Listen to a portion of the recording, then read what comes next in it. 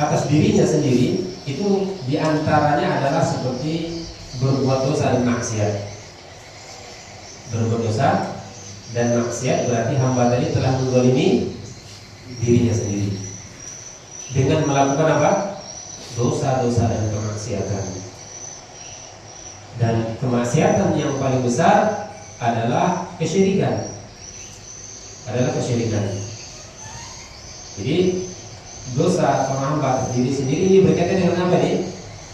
Dengan hak dia dengan Allah. Dosa dan kemaksiatan itu antara dia dengan Allah Subhanahu wa taala.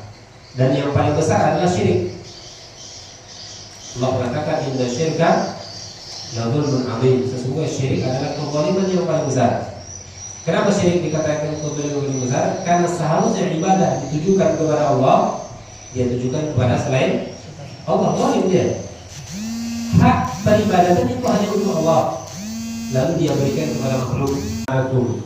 Wa amwalakum wa anfusakum 'alaikum haram ka hurmati yaumikum hadza. Sesungguhnya darah-darah kalian, harta-harta kalian, kehormatan kalian haram atas kalian, sebagaimana haramnya hari kalian ini, Arafah, di bulan ini dan di negeri ini. Itu ketika Nabi umur di Arafah tanggal 9 Dzulhijjah.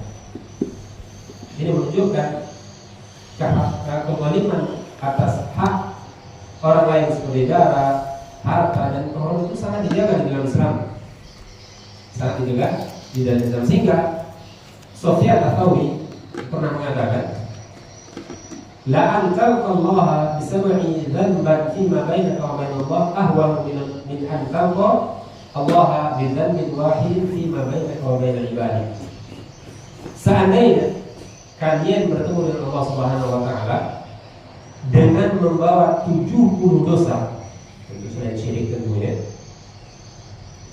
tapi dosa tadi berkaitan antara dirimu dengan Allah Subhanahu wa taala, maka itu jauh lebih ringan dibandingkan engkau bertemu dengan Allah Subhanahu wa taala dengan membawa satu dosa tapi berkaitan dengan hak orang lain. Kenapa kira-kira? Kenapa lebih berat? Jelaskan bahwasannya dosa antara hamba dengan Allah, hukum asalnya adalah Allah itu pemaaf. Hukum asalnya Allah pemaaf. Makanya Allah tadi katakan apa? Innakum tuqtibuna bil-laili wan nahar. Kalian berdosa siang dan malam. Kata Allah apa? Wa ana aghfiru dzunuba jami'an. Aku mengampuni dosa-dosa semuanya. Hukum asalnya Allah adalah pemaaf atas hamba-hamba. Adapun dosa antara hamba dengan hamba, hukum asalnya orang lain akan menuntut di akhirat kelak. Menuntut di akhirat kelak. Bahkan bisa saja yang menuntut kita nanti di akhirat adalah anak istri kita, keluarga terdekat kita, belum orang lain. Bisa saja. Makanya Allah katakan dalam surah Al-Baqarah, fa idza ja'atis sakhah yauma yafirrul mar'u min akhihi. Kalau sudah terjadi, apabila telah datang hari kiamat, seseorang akan lari dari ummihi wa akhihi, dari keluarganya. Wa ummihi wa abihi, dari ibu dan bapaknya. Wa sahibati wa bani, istri dan anak, dari istri dan anak. Seorang lari. Kenapa? Karena takut dituntut. Perkaranya berat.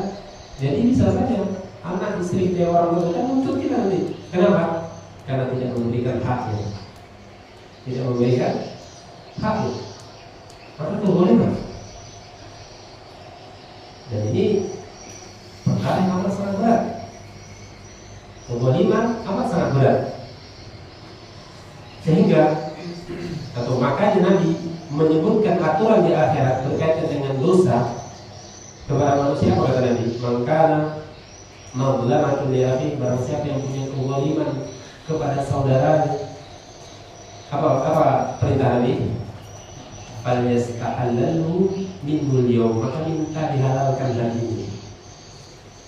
Ketika masih itu baik kitanya maupun orang yang minta maaf, minta dihalalkan. Qabla alla yakuna yakuna dinar wal dirham, sebelum tidak lagi berlaku dinar dan dirham. Apabila dia memiliki amalan soleh, diambil amal solehnya, diserahkan kepada orang yang dizalimi. Kalau dia tidak punya amal soleh, dosa orang yang dizalimi diambil, ditumpahkan kepadanya. Berat. Suatu hari seseorang mengirim surat kepada Abdullah bin Umar radhiyallahu anhu, yang mengatakan, wahai Ibnu Umar, ajarkan kepadaku seluruh ilmu.